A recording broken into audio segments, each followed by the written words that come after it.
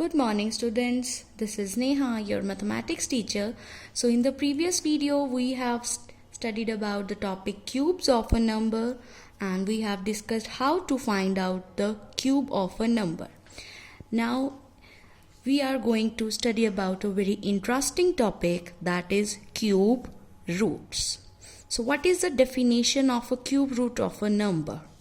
So here is the definition. So the cube root of a number is the special value that when cubes gives us the original number. What does it mean?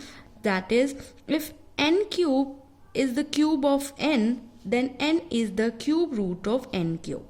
For example, if you have to find out the cube of 3, that is the cube of 3. So the cube of 3 is 27. How we have find out 27? Because the cube of 3 means 3 multiplied by 3 times. Right? So if 27 is the cube of 3, that means the cube root of 27 will be 3. Can you see that? If you have to find out the cube root of a number, find out such number such that which when cubes gives us that number. So how we can represent the cube root? So this is the sign which is used to represent the cube root of any number. This sign is known as the radical. And the number that we have to find out the cube root, that number is placed here. Suppose we have to find out the cube root of 27, then this 27 will be known as the radicand.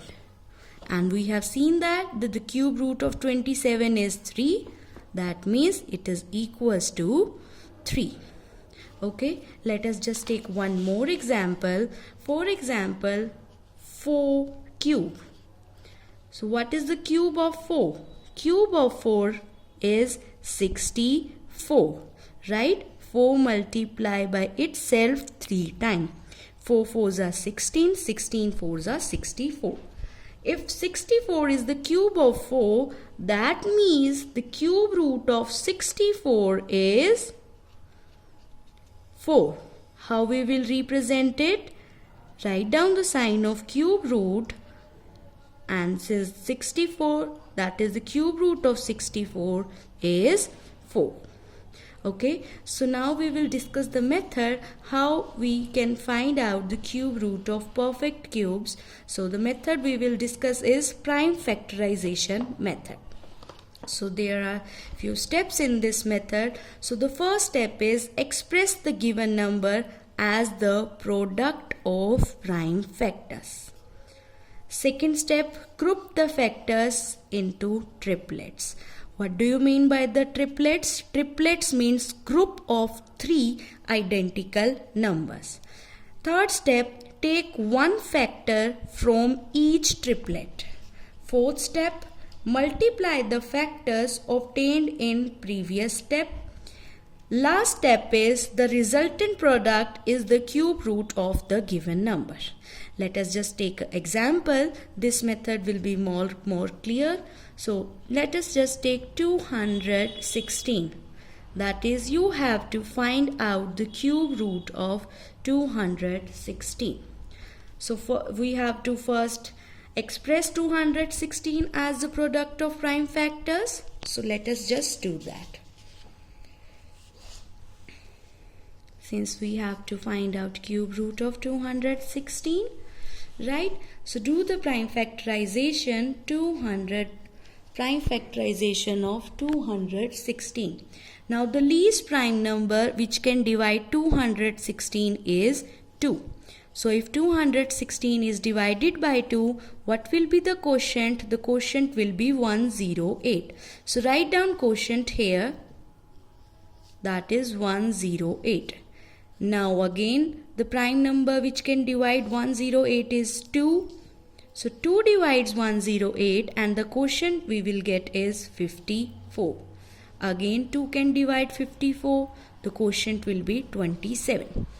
So now 2 can't divide 27. So move to the next prime number. So the next prime number is 3. Can 3 divides 27? Yes, 3 can divides 27 and the quotient will be 9.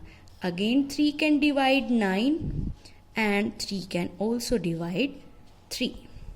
Okay, so 216 can be represented as the product of prime factors in this way. Now, since we have to find out the cube root, so mark the sign of cube root on the both sides. Now, what was our second step? Second step was group the factors in triplets. Triplets means the group of 3 identical numbers. So group them.